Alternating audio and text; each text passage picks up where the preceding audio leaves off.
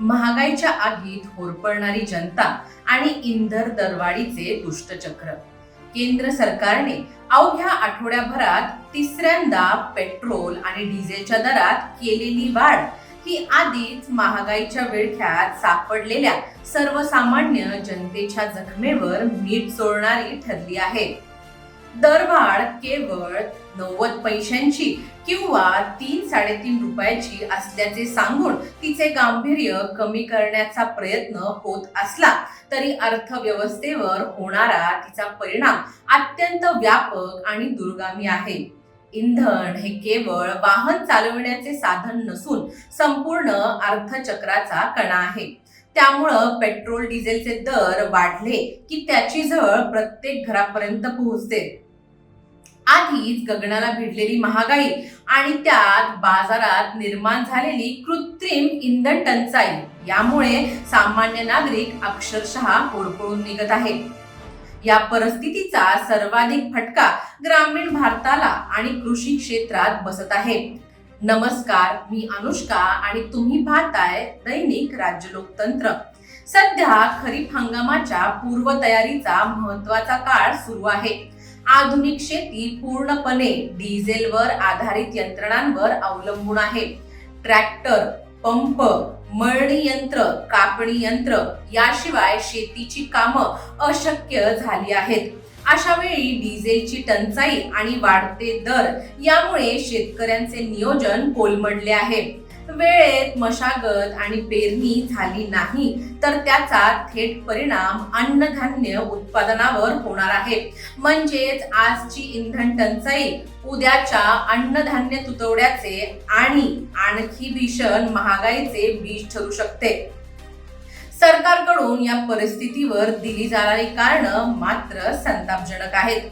जागतिक बाजारपेठेत कच्च्या तेलाच्या किमती वाढल्या आहेत. काही व्यापारी साठेबाजी करत आहेत. अशी कारणं पुढे करून सरकार जबाबदारी झटकण्याचा प्रयत्न करत आहे. परंतु जेव्हा जागतिक बाजारात कच्च्या तेलाचे दर घसरतात तेव्हा त्याचा थेट फायदा ग्राहकांना का दिला जात नाही हा प्रश्न अनउत्तरितच राहतो. दर घसरले की महसूल वाढवण्यासाठी कर कायम ठेवले जातात आणि दर वाढले की त्याचा संपूर्ण बोजा जनतेवर टाकला जातो.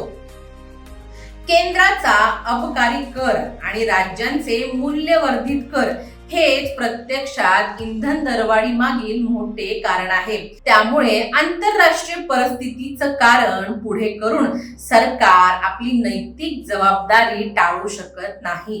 दुसरीकडे साठेबाजी रोखण्याची जबाबदारी असलेल्या प्रशासनाचे अपयशही तितकेच गंभीर आहे.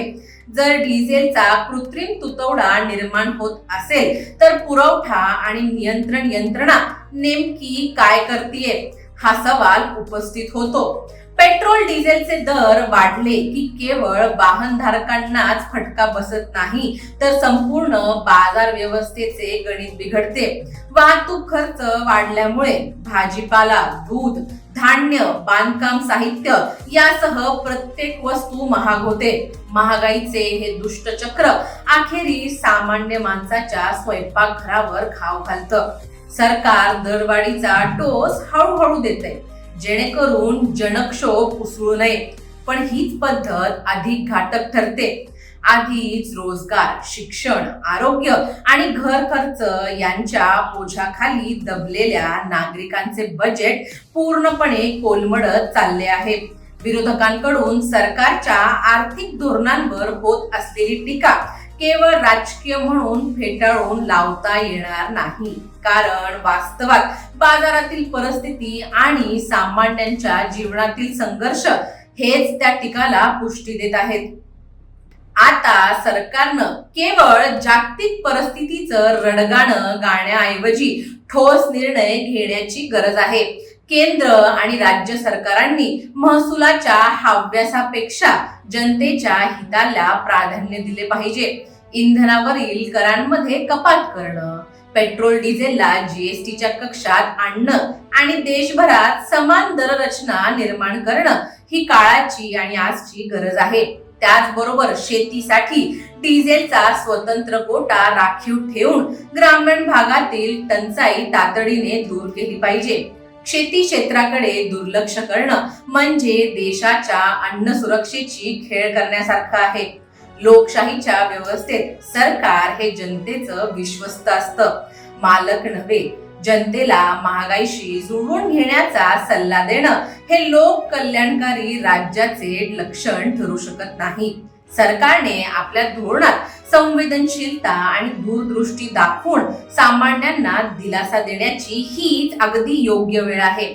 अन्यथा महागाईच्या आगीत धुमसणारा जनतेचा असंतोष भविष्यात सत्ताधाऱ्यांसाठी मोठे राजकीय संकट निर्माण करू शकतं. तुम्हाला पेट्रोल आणि डिझेलच्या दरवाढीबद्दल काय वाटतं आम्हाला कमेंट करून नक्की कळवा. आणि जर चॅनलवर नवीन असाल तर चॅनलला लाईक, शेअर आणि सबस्क्राईब करायला विसरू नका. धन्यवाद. दैनिक राज्य लोकतंत्र.